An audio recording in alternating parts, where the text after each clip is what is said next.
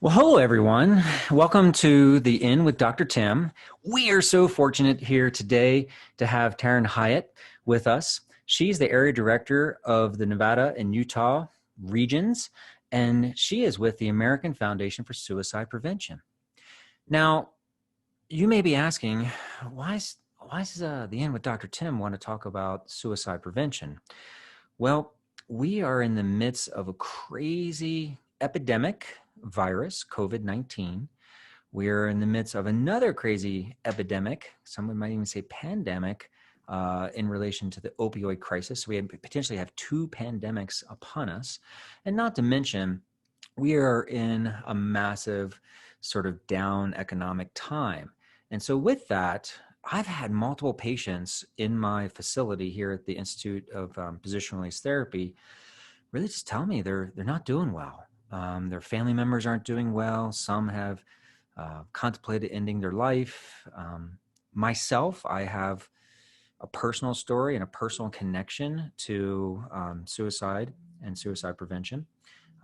I went through some very significant clinical depression in my early 20s and had considered and attempted slightly, I know that seems odd, like an oxymoron, slightly, to take my own life. So I have a very vested interest in helping others through that dark time, and to see the light of day as many did for me. And I believe Taryn is in that same position as well. So as a dedicated advocate, Taryn shares her story and passion to give hope and educate our communities about suicide. She is a survivor of her own attempts, as well as a survivor of suicide loss, losing her father, Terry Aiken, on October 5th, 2002. Taryn is a founding member of the Utah chapter of the American Foundation for Suicide Prevention and currently serves as the area director for Utah and Nevada. Taryn is a certified safeTALK and mental health first aid trainer, facilitating hundreds of seminars to many different groups. Taryn is a passionate advocate for change and has been featured in both U.S. News and the Huffington Post. She has testified before congressional members in Washington, D.C. to increase awareness and support for better access to mental health services and to promote healthy discussions about suicide. She is widely respected throughout Utah for her hard work and dedication to saving lives. And Taryn is a graduate of the Valley University with her bachelor's degree in psychology and is in the midst of pursuing a master's as well in social work. And I kind of sought out Taryn a little bit, and she kind of came to me. It's perfect because if you're not aware, Utah has a pretty significant problem with suicide. So with that, I'd like to welcome Taryn. And so Taryn, thanks so much today for joining us. We really appreciate your time and your expertise and really helping to help others. Yeah, thank you so much for having me. I'm excited to be here. So Taryn, maybe you can just educate us a little bit. We can talk a little bit and set the stage, I guess, for, what are the major factors of why people consider taking their life, contemplating suicide? Yeah, suicide is a health issue, and I think that's really where we all have to start in understanding and embracing it as such. If we addressed suicide as the health issue it is, the stigma that has surrounded it, the lack of resources and other things that continue to be, in this discussion, would start to disappear, and we would see more people, again, seeking help and getting help. But when we look at, the fact that it is a health issue, it's very complex. There's rarely a single cause that gets somebody into that place where they contemplate suicide. It's usually a multitude of things happening at the same time. That's why it's been a little bit more difficult to address, if it was just depression or just substance use or just because I lost my job, just put whatever after it. Then we'd be a little bit more strategic, but we're usually trying to address it from a multitude of factors. And so that's one of the biggest complexities about suicide. But what we do know is, again, a large majority of people who struggle or attempt to take their lives and do die from suicide did have a diagnosable mental health condition at the time of death. Unfortunately, it was most often unrecognized and therefore untreated.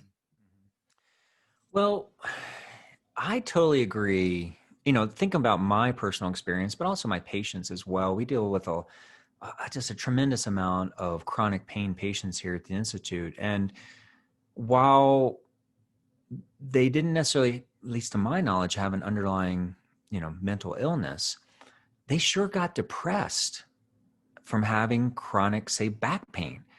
And then, if we think about, and a lot of us know those individuals out there, maybe ourselves or our family members, they have some crazy chronic pain. No one can seem to fix it. Maybe they end up on opioids, right? Or, some drugs or substance abuse even, because they can't deal with their chronic pain. So now they've added another problem, ideally, or not ideally, to their current situation. And so then they're not sleeping. They're getting bummed out. Maybe they lose their job. It seems to me there seems to always be some kind of trigger that I hear about, when my patients and I start to talk about it, like, oh yeah, this happened to me when I was a child, or now I have this issue. Can you talk a little bit about that and how maybe those factors might interplay with one another? And maybe is there one that really just is one of the primary factors, or do you think it's really equally spread across all the factors that put us at risk for maybe, considering or attempting to take a life? Yeah.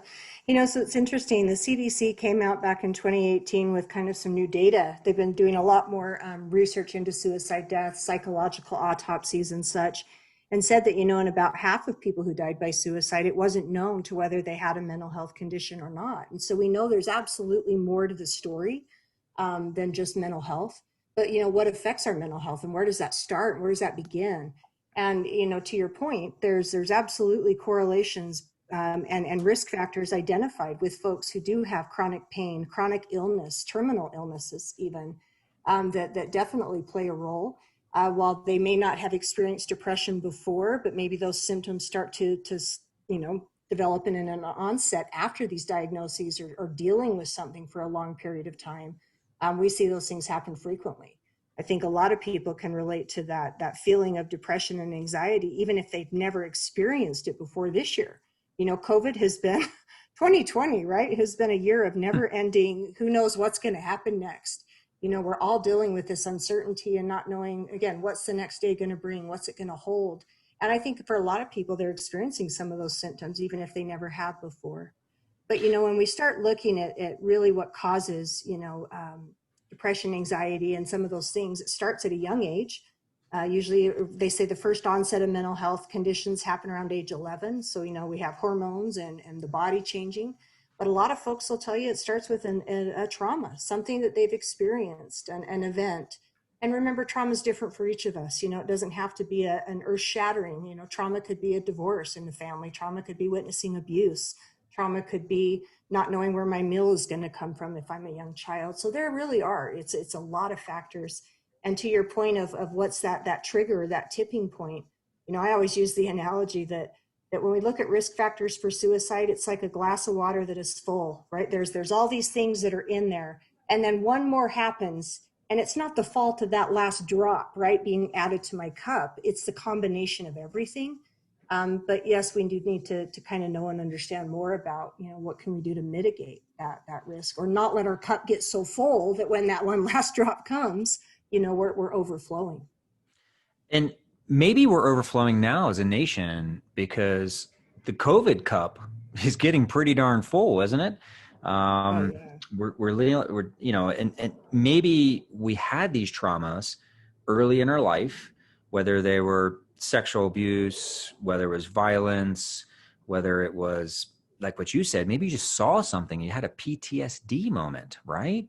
Yeah. I think back to when my mother and father used to fight, and that's still there, right? Mm-hmm. So then we throw COVID in on this. We throw losing a job. We throw the uncertainty, being uncertain whether or not we even have money for food, right? It's kind of Yeah. understandable that, and what some of my mental health practitioners have told me, that we may have a mental health tsunami coming our way.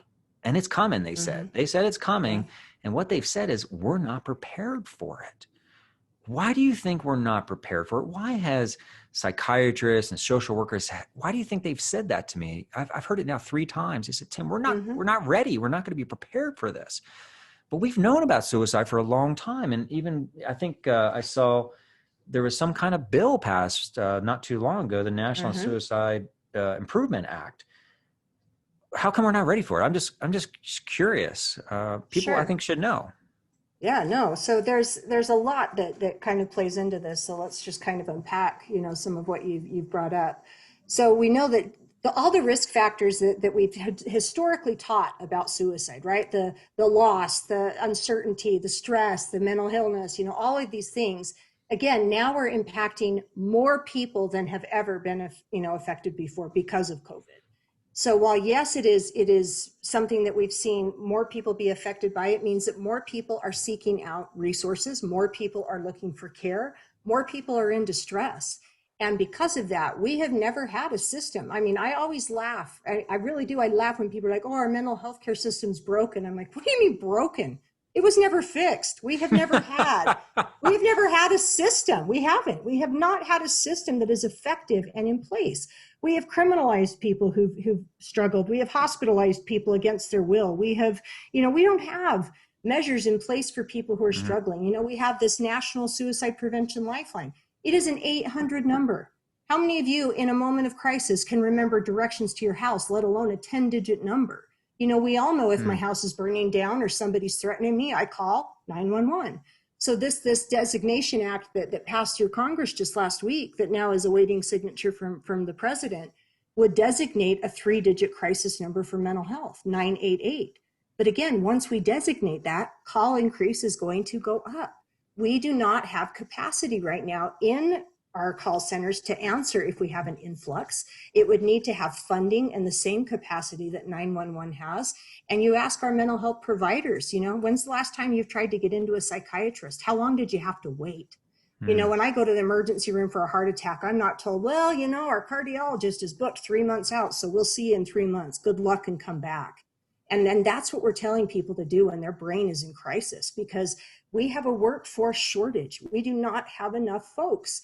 And that falls into a lot of categories as to why, right? The cost of schooling, what does it look like to get paid? What is that income coming back? And so it's much like we're seeing with COVID, where we're worried about, the capacity in our hospitals. Well, we're worried about the capacity for people who are going to experience mental health crises and not having enough Mm. resources to support them. Well, and I don't know if this has really been spoken about or you've had this conversation, but I recently had a friend. She had to go to the hospital. She was experiencing some very significant breast cancer issues that then rolled into sepsis and some other things. But because of COVID, she basically was isolated Mm-hmm. and she didn't have any contact with her family. And she actually went on some ventilation for a period of time. It wasn't COVID related, but she couldn't communicate with anyone. She had mentioned she almost went insane.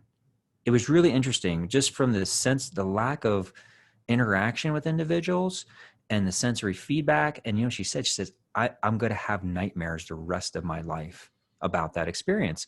And I've Mm-hmm. heard a similar thing about patients who are in COVID treatment. Um, they can't communicate with their family. They can't talk. They can hear. They're in ventilators and so forth, who have come out of it and said, that was the worst experience of my entire life. I feel like I was Mm-hmm. being mentally tortured. And I'm just kind of wondering, not only that sense of isolation and lack of communication that's occurring in the hospital for those who are trying to save and help, I'm wondering how that plays in potentially to the long-term impact that we're going to see, even for our elderly who are Yeah. sequestered in their rooms, who don't have any contact with family, who you have the person who has a substance abuse problem but they're on quarantine, they can't leave. So has there been discussion about strategies or resources that we can potentially give to those individuals to help them so that they don't end up depressed and potentially want to take their life? Yeah, I mean, that's what's again so interesting, so let's go back to that first, story of your friend in the hospital. And having been somebody who in one of my many surgeries had to wake up on a ventilator, that is the most terrifying experience of my whole life. And I'm with her. I will never forget that. I couldn't even sleep, even with the amount of medication they were giving me, because I was so terrified of what was happening. I couldn't communicate, I couldn't talk, and I was by myself. They wouldn't let my mom even be with me because I was in an intensive care unit. So I get that. And so I have empathy for what people are experiencing right now. And that is an acute form of isolation, right? And absolutely, we need to look at how can we support people. Right now, Caring Connections at the University of Utah has started a support group for family members who've lost a loved one to COVID, who are dealing with that grief of not being able to be present when their loved one died, to be able to communicate with them, to say things to them.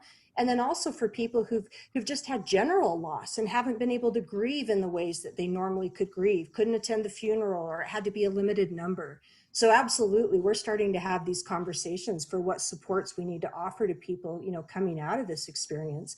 But on the flip side, that same isolation is happening, just as you mentioned, right now. And isolation has always been a risk factor for people for suicide, especially in our senior population. We've talked about that at length, and it has absolutely been enforced right now. And so again, the more we can find opportunities and ways to connect through things like Zoom, through things like FaceTime, so that people can still stay connected, even though they can't physically be, in proximity to one another, making those phone calls and letting them hear our voices so that they can still engage in some kind of conversation if they're able to, is so vital.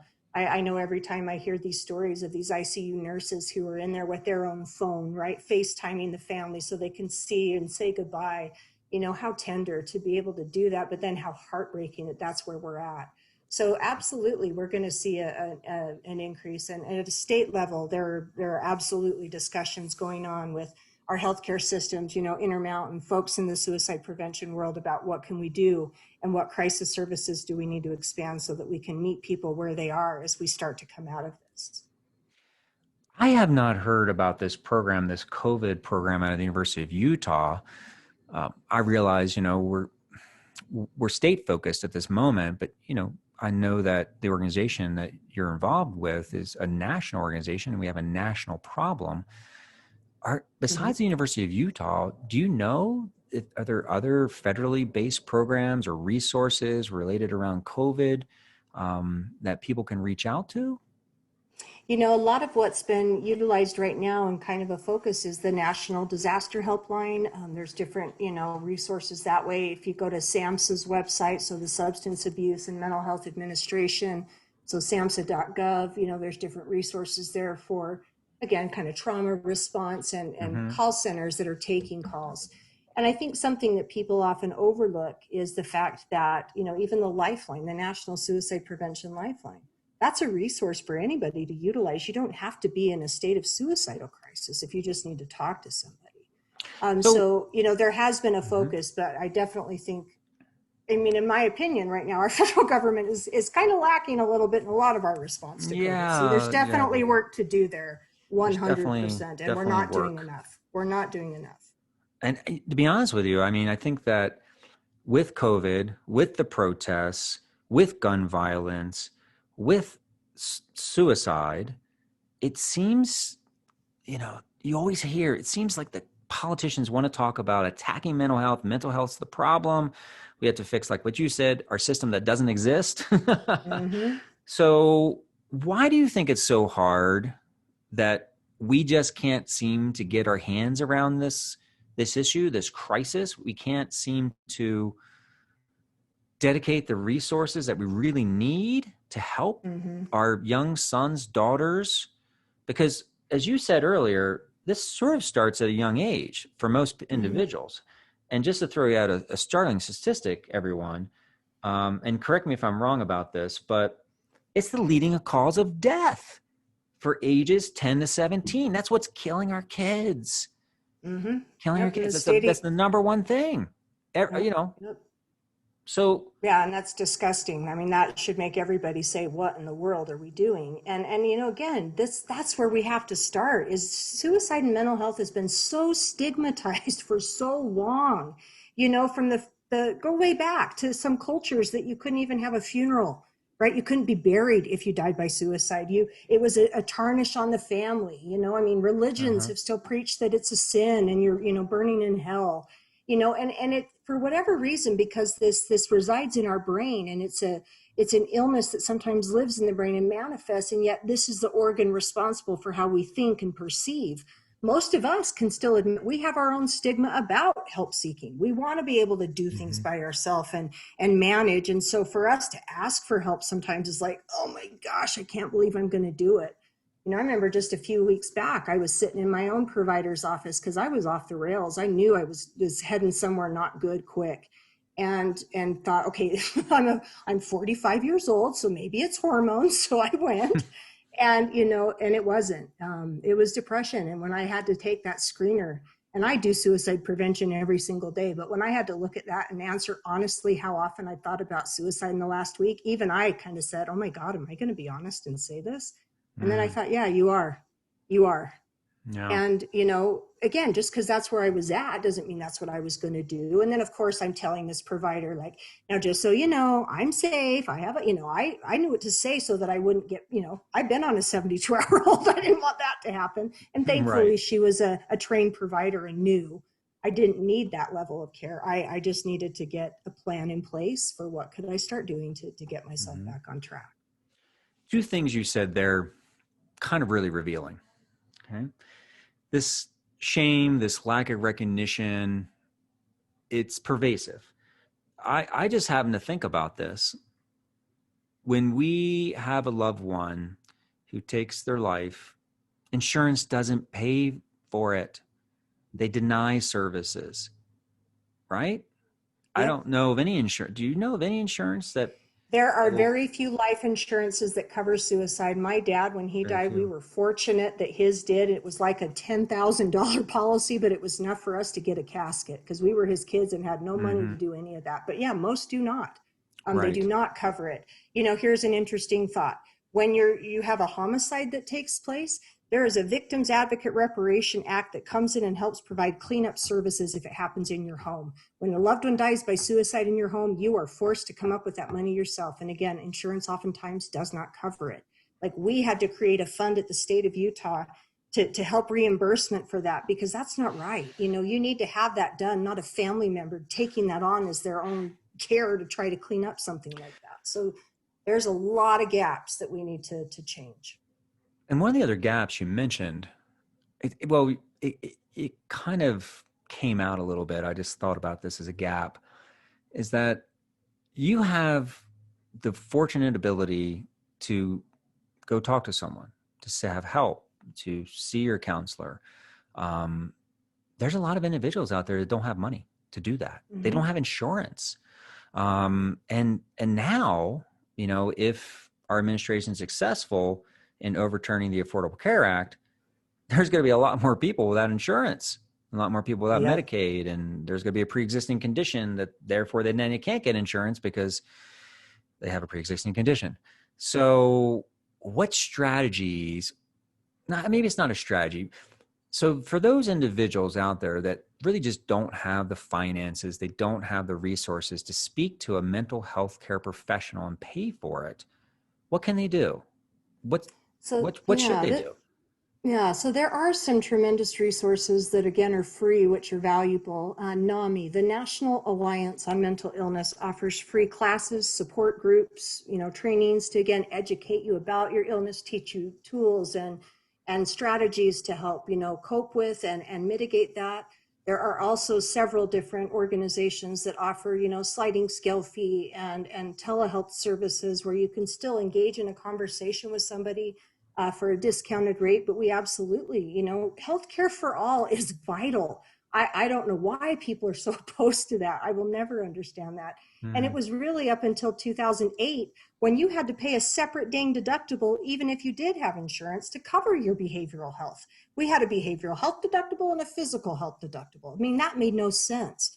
So there's a gentleman by the name of Patrick Kennedy, and yes, he's a Kennedy, who was a senator, and has been his mission with his dad, that they created the Mental Health Parity Act, where again, insurance has to cover your mental health the same way it does physical. But we need to go a step further. We need to expand access to care for people. One of the bills that we worked really hard to pass last year in the state of Utah is House Bill 32. It was a crisis service amendment that would help to create funding for mobile crisis teams. So again, instead of having to call 911, you can have a trained peer and a licensed clinical social worker come to your house to chat with you and talk with you. There are peer support programs throughout our state. So again, you can gain access to somebody who has a level of training. You can always call those crisis lines and talk to somebody. Those are free. So please use those. But yeah, absolutely. We need to have a crisis system in place that offers support for people regardless of ability to pay. Well, that's awesome. And it's great we have those resources there for people to reach out to. But I'm going to kind of throw down a ground reality for you, Taryn. You ready? Yep. Okay. You have an individual who's considering ending their life. I'll just think back to me, when I was in my 20s, right? I wasn't thinking about calling a hotline. I was not even in the mental state to be even wanting to pick up the phone besides even talk to anyone, right? So while those are available, and obviously it happens that someone in crisis might pick up that phone and make that call, but many don't. And so you mentioned the word peer. You also mentioned family. How or should they interact if they're suspecting their loved one, friend, or other is contemplating taking their life? Yeah, and that's my favorite mantra right there, because again, I'm not going to wait until we have the crisis system in place so that people can get help. It is everybody's job in suicide prevention to play a role. Now, that role does not mean that you have to be a therapist and that it is your job to save somebody. But we can play a role in helping people save themselves. And it starts with, again, getting educated. Take a class. They offer them all the time. We do for free, where you can learn about suicide, about the warning signs, what to look for when you see them, how do you respond, what can you say? And I tell people this all the time. One of the best things we can do is when we see somebody struggling, seize that awkward moment, because yes, it's awkward. You're not sure what to say. You don't want to offend. You don't know if you'll have the answers. Well, guess what? You don't have to. What you can do is say, I see you and I hear you and I want to hear you. Talk to me. Tell me where you're at. Hold space for a person. Take away this concept that you have to be able to fix it. If you're a fixer, and trust me, I am, there's a group for us. It's called Codependence Anonymous. Go do some work on yourself. Take away that ability or that need to fix. Because once you come in trying to fix somebody, you just told them they're broken and they're not. They don't need you to fix them. They need you to hear them. They need you to sit with them. They need you to be present. Sit with them on the dark side until they can look on the bright side. We don't have to have the magic answer or the tools or the keys. Sometimes we just have to let a person get out the energy of whatever it is they're feeling and say it out loud. I remember telling my husband before I went back to the doctor, he came home one day and he knew I wasn't well. And he's like, are you doing okay? And I just looked at him and I said, okay, listen here. I need you to just be quiet. I'm going to say something. It's probably going to sound shocking, but I don't need you to do anything with what I'm going to say except hear me. And he kind of went, oh, okay. And I just said, I'm either going to drink, and I'm 7 years sober, so that's not an option. I'm either going to drink or I'm going to kill myself. That's where my brain is at. I said, I'm not going to do either of those things, but that is where my brain is at.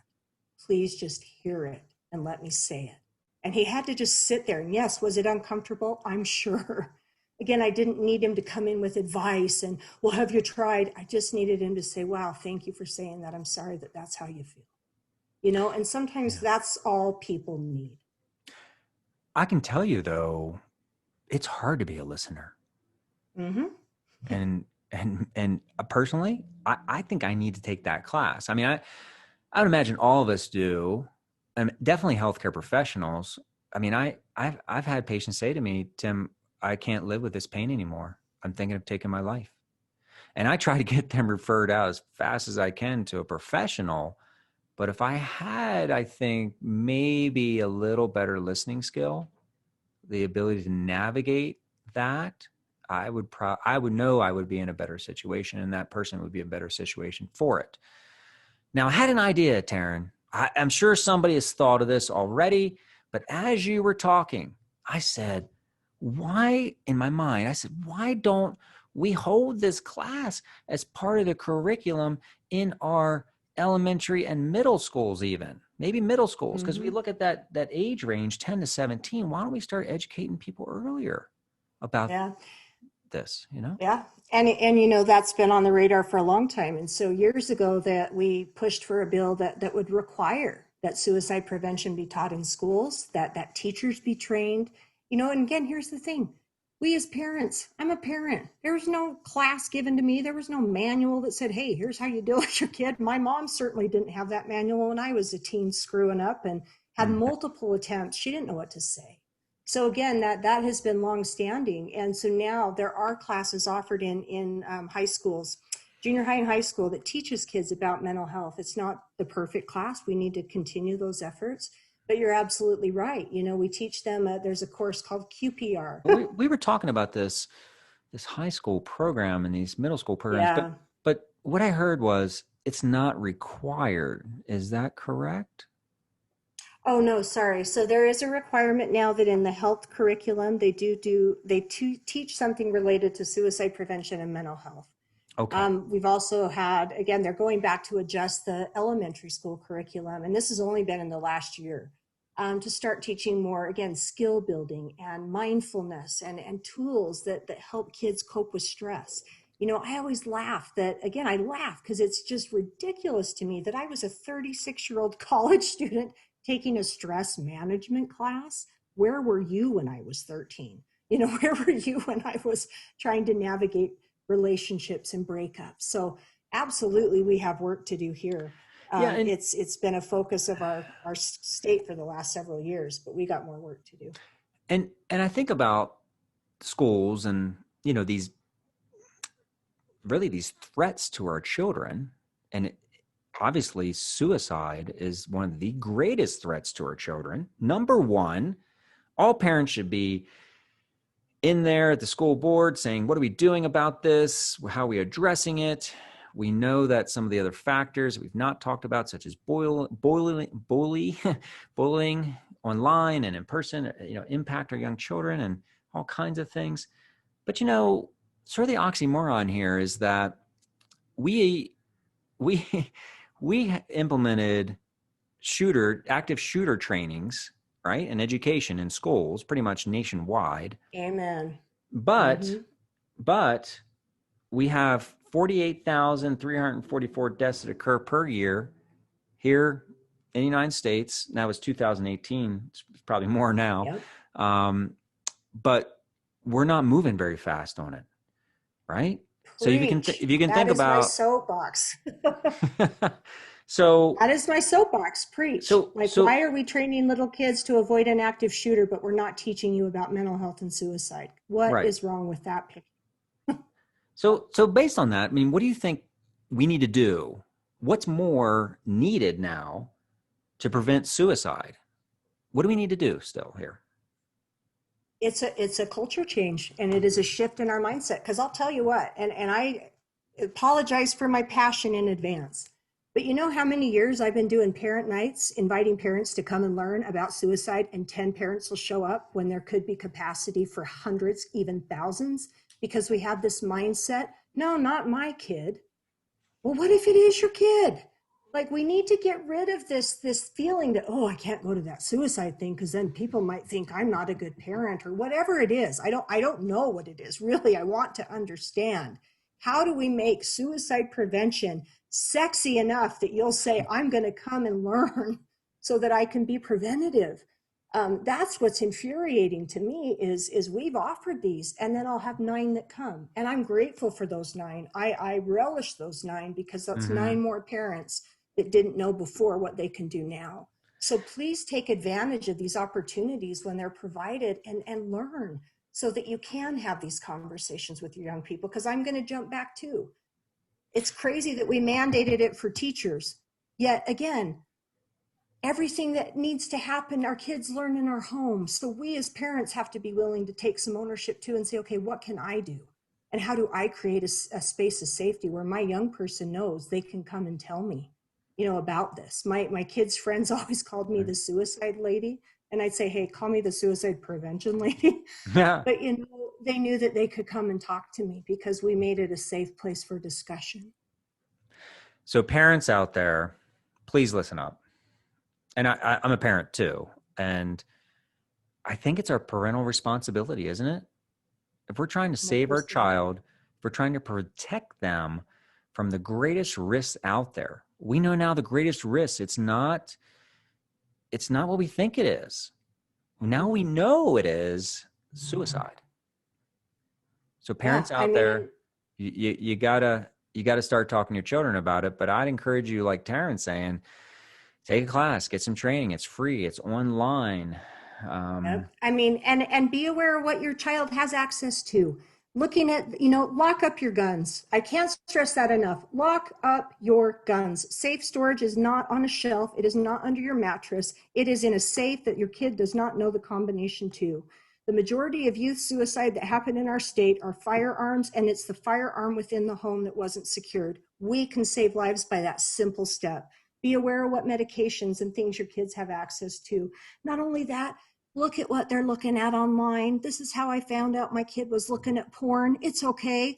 Find out, you pay for that phone if you give them one. Be aware of what they're looking at. Where are they spending time and energy? What sites do they have access to? Have those conversations, because this is our job, is to keep them safe. And now is the time for safety for our children and all of us, because another startling fact, I'm a stats guy, so, I'm kind of into this, but in the last 2 decades alone, everyone, suicide rate has increased 30%. And guess what? It has produced, for the first time in a long, long time, our life expectancy here in the United States has gone down as a result of how many suicides are occurring. And now we have fuel to the fire. We've got opioids. We've got COVID. We've got financial depression. We've got social media. Parents, there is so much out there that are going to be impacting your children, not only currently right now, but for the rest of their lives. It's impacting us as adults. So if it's impacting us as adults, imagine how it's impacting your child. Yeah, it's so true. And again, those deaths of despair, and that's where we see the opioid, the overdose, the suicide. We do have to do a better job at, again, being okay to not be okay. Be willing to talk about when we're not okay. And I say this too all the time, it is okay not to be okay, but it's not okay to do nothing about it. We got to take steps to get ourselves the help and support we need when we're struggling. And I think might be a cultural thing, Taryn, maybe a little more enhanced here in Utah, I believe. I'm not originally from Utah. I think most of my listeners and folks know that. I grew up on the East Coast, but, even growing up on the East Coast and being around the nation, we kind of like to put up a front, don't we? Facebook, it's all good stuff, and we see everybody living a beautiful life, and they look beautiful, and everybody's chasing the fountain of youth. And geez, if there's something wrong in our lives, man, there must be something wrong with that person, right? And that's maybe why our administration doesn't want to paint a rosy picture about what's going on, right? We do the kind of the same thing in our personal lives, don't we? A lot of us. Is it cultural? Is it learned? It's a big question. But here in Utah, I think there's sort of this exceptional sort of like, I don't know. I think there's Tim, it's like a Leave It to Beaver. It's a Leave It to Beaver kind of thing happening here. we have a tiny perfection problem here. I mean, we wouldn't want to get alarmed. No, we have a huge perfection problem in Utah. And honestly, there are some researchers starting to look into this, because there is this ridiculously high standard that people hold themselves to here, where we don't talk about it. We keep everything hush hush, and you just put on a front that everything's good and you got it okay, and that's not helping. I live in Utah County, where we have the highest chlamydia rate in our youth. Guess what, parents? Not talking about sex isn't working. We have to Right. address the things that we are afraid of, or we think, oh, I can't. Yes, because when we don't, and Brene Brown said it best. If you're a fan of her at all, I loved her work, but she made the comment, and it was really after Anthony Bourdain and Kate Spade had both died of suicide, and there was this public spotlight again. She said, if we as the adults don't model help seeking behavior, our kids will never attach value to it. And there is not a truer statement made. We have to show what that looks like. We have to be okay to, again, talk about the good stuff and the hard stuff, because it exists. If you follow me on Facebook, you'll know I'm not the one that puts up the front. I'm as real as the kid, because we have to be. We have to Right. be. We have to show that there is help and resources available when we're not doing okay. Yeah, unfortunately, Utah um, is known for being number one in a bunch of different areas. One is prescription drug use, right? Mm-hmm. Another is porn consumption. Yep. And kind of the list goes on. But those problems also exist all over the nation, if not world. Yeah. And I do believe that social media has not helped us in that sense of really seeking help, acknowledging that we need help, knowing that it's okay to not be okay, and how we need to move forward on that. I don't know the answer, and I think a lot of us are searching for that, and it's super encouraging to hear that now we're going to have researchers looking at that facet that might be driving some of our teen suicide rates, which are pretty Mm-hmm. high here in Utah, to my understanding, but Yep. all over the nation. And so, Yeah. yeah. And so, with that, where do people get help? Is there anything, like, even on this podcast, because people are like driving around, they're listening while they're working out. And is there anything that's gonna, and we'll put up some of these resources, of course, guys, on our site, but anything that they might remember really easily, where they could go in crisis or they need resources, anything that you can maybe impart to us, Taryn? Yeah, absolutely. So the first one I would say is there is a app that you can get on your phone, Safe UT. So again, it's specific to Utah, Safe UT.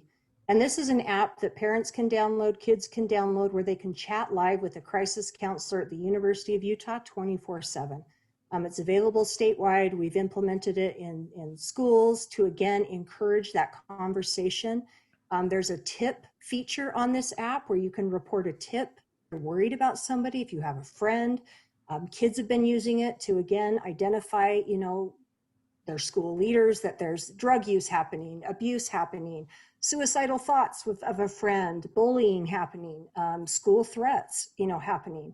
It's given us an access point to get people help when they need it. Parents can use it. So there's also a new campaign that we've started called Live On. So again, that's an easy one to remember, Live On. You just go to Live On Utah. There's a new website and a campaign to really change the conversation around suicide and mental health. You'll find access there to all the crisis resources, ways to get help, where to get help. Our state coalition has been a huge advocate for that movement to, again, provide people support where they need it. So the Safe UT app, download that. Live On Utah. It'll take you again to our website, where there's a lot of resources. Of course, Mm-hmm. always the National Suicide Prevention Lifeline. I can't wait until that one is live in the 3-digit, but until then, it's still an 800 number. But again, all I'd invite you to do is say into your phone, Siri, Google, I'm thinking of suicide, and watch what'll come up. She will bring up the National Suicide Prevention Lifeline so that you can call it. Again, That it is is an 800 number, but it answers here locally in Utah if you dial from a Utah area code. That's how that system works. that is so awesome to know, because there's many Siri or different types of, AI devices in our homes. We have it close to our phone, We can speak it into the car. I think that's excellent. I was not aware of that. That is really awesome. Yeah, it's only been in the last 2 years Two that that's been years. a Okay. feature because we knew people were searching out suicide. And so instead of ways to do it and the bad stuff, let's provide them a resource right off the bat. So that's the Hmm. first thing that comes up is a resource for support and help. Now that app that University of Utah is using sounds amazing, but Yes. I wonder, can other people in other states use that app, or is that really just we should just I mean, only use that app if absolutely, we live in Utah? you could absolutely download it and you'd still be able to have the chat feature, but it is again an app that was created in Utah. Multiple states, though. We have some tremendous legislators that have been at national conventions, and there's many states now that are trying to replicate that in their own state as a feature. The National Suicide Prevention Lifeline also has a chat feature that you can utilize on their website.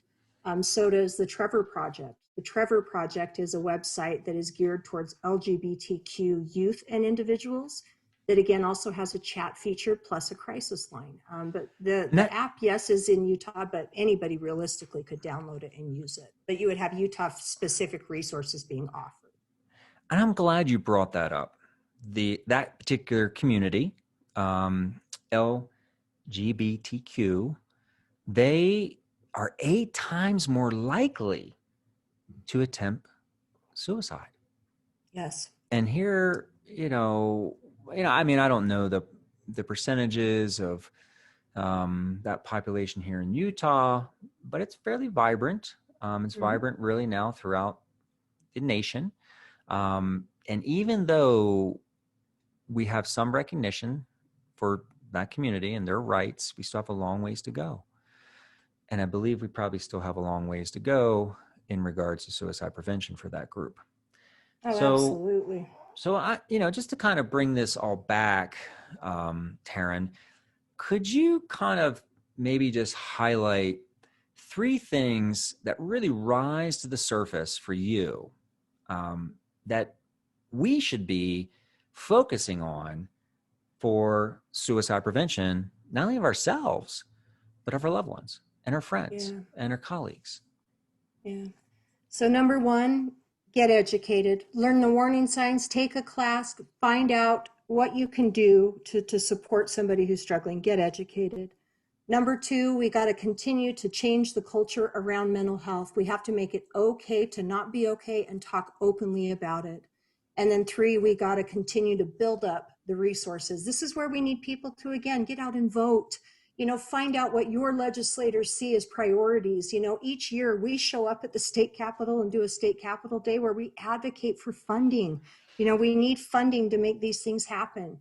So vote for people who support mental health and mental health services. Again, get involved as your voice. Speak out on these things. You can sign up at our website to become an advocate, and that's afsp.org/advocacy. And what that'll do is it'll keep you informed of legislation that's happening at a national level, but also a local level. So you can lend your voice of support when things are needed to happen. I love when people have the ability to show up and testify. For our legislators to hear your voice, to hear your story, that's what impacts change. And I'm up there each year, and it's a lot of people aren't, and so because they aren't, or it's just those loud voices they're hearing, they don't hear from all of us, but they need to. So again, make your voice count, vote, sign up to be an advocate, share your story because your story matters, and that's how we change things. That's how we change this culture. That's amazing. And hopefully everyone's hearing that. Be an advocate for suicide prevention, not only within your family, within your school, your community, but on the legislative front. We need to make it happen, and we need to make it happen quickly because we're losing way too many of our fellow citizens, our loved ones, our teens, our children. So please act today. And I'm going to make a commitment today to join Taryn at the Capitol. And maybe we can even bring the in to the Capitol and Yeah, interview some of the legislators. Wouldn't that be powerful? would be Why is awesome. it, legislator, that we can't do this when we're losing almost 50,000 people a year? and losing a tremendous amount of children. So I think you need to ask those same questions of your legislators as well, and I encourage you to do so. So Taryn, I ask most everyone coming on the show, well, I think I've asked everyone this, what impact do you want to have on humanity?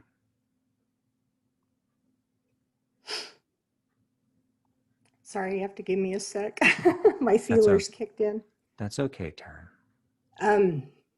The impact that I've always wanted to have, and especially since we lost our dad 20 years ago, was to be a voice. Your voice matters. And so many of us think that we don't have enough to offer, or we don't have enough to share, or what's happened to me is not as bad as that person, so we minimize. The impact I want to have is that that you have a voice and your voice matters. So be a voice, share your voice. I have just been fascinated to look back over the last 20 years and see, what has taken place in our state, in our country, and a lot of it in the last 18 because of our dad. I wanted to make sure that no other family had to go through the loss of a loved one to suicide alone. We provide support so they don't have to do that. And I wanted to make sure that suicide was looked at as the health issue it is, and that's starting to change. So just share your voice. You never know how your story could affect others, and it's so important that you're here. We need you. Nobody else can be you, and nobody else can play your role but you. That's amazing. Thank you, Taryn, for your contribution to humanity. It has, and it continues to impact the lives of every citizen and the fabric of our community, and it will continue on even after we have stopped trying. And hopefully we never stop trying, because as Taryn said, be the voice, share your voice, make the change. Thank you so much, Taryn, for joining us on The In. We truly appreciate your contributions, not only to humanity, but to all those you come into contact with on a daily basis. And we look forward to supporting you as well as the American Foundation for Suicide Prevention. And so next on The In, we may get deeper into suicide prevention, but revolving around the opiate epidemic. So again, thank you, Taryn, for your time. And we look forward to seeing you at the State House.